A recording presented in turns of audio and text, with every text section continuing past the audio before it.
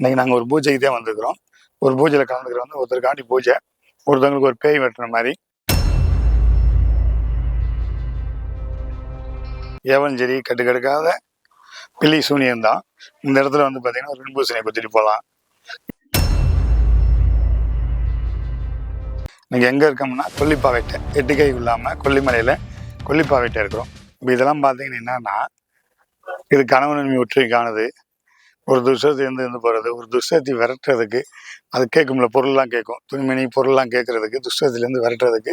இந்த மாதிரி இந்த கோயிலில் வந்து பார்த்திங்கன்னா சூளம் வச்சு அந்த துஷ்டத்தை விரட்டுறதுக்கு இந்த மாதிரி ஒவ்வொரு துணி அவங்கவுங்க துணி அவங்கெல்லாம் இது பண்ணியிருப்பாங்க. அதே மாதிரி அடங்காது கட்டுக்கடக்காத செய்வனும் சரி, கட்டுக்கடக்காத ஏவனும் சரி, கட்டுக்கடக்காத பில்லி சூனியம் தான். இந்த இடத்துல வந்து பார்த்திங்கன்னா ஒரு வெண்பூசணியை குத்திட்டு போகலாம். இல்லை இந்த பிள்ளைக்கு மாற்றணும் அப்படின்னு ஊமத்தை காய வச்சு விளக்கு போடலாம், எலுமிச்சம்பழம் சொருகி போடலாம். இதெல்லாம் பண்ணாங்கன்னா அவங்களுக்கு அந்த உடனே தீர்வு, உடனே நல்ல விஷயம் மாற்றி கொடுக்கும். இதெல்லாம் நடக்கிறது இந்த இடத்துல பாரம்பரியமாக இந்த கொல்லிப்பாவைட்ட எட்டுக்கை அம்பாள் இதெல்லாம் நடத்தி கொடுத்துருக்குறேன். இந்த இடத்துல சிவாய நம்ம பாகுபயிறு நம்ம இன்னைக்கு கொல்லிமலையில் கொல்லிப்பாவை எட்டுக்கை அம்பாள்கிட்ட இருக்கிறோம். இந்த அம்பாளுடைய இதை வந்து பார்த்தீங்கன்னா இந்த செப்புத்தகல் எழுதி கட்டுறது நடத்துறது நம்ம கோயிலையும் கட்டிட்டு இருக்கிறோம், வச்சுக்கிட்டு இருக்கிறோம்.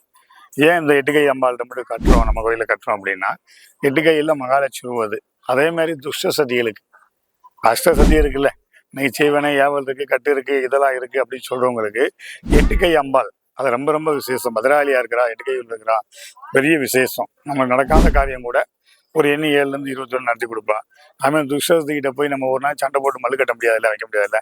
அம்பாள்கிட்ட வந்து இந்த மாதிரி ஒரு விளக்கோ ஒரு செப்பு தகவலில் எழுதி கட்டிட்டு போறீங்கன்னா உங்களுக்கு கணவன் மனைவி ஒற்றுமைக்கு, ஒரு கணவன் மனைவி புரிஞ்சவங்களுக்கு, ஒரு தாயந்தை புரிஞ்சவங்களுக்கு, ஒரு பிள்ளைகள் புரிஞ்சவங்களுக்கு எல்லாத்துக்குமே ஒரு செப்புத்தகவல் எழுதி கட்டுறீங்க.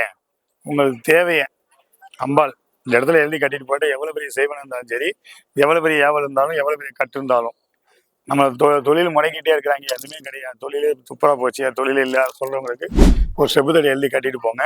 அவங்களுக்கு சகல காரியமும் அம்பாள் நிவர்த்தி பண்ணி கொடுப்பான். சிவாய நம்ம.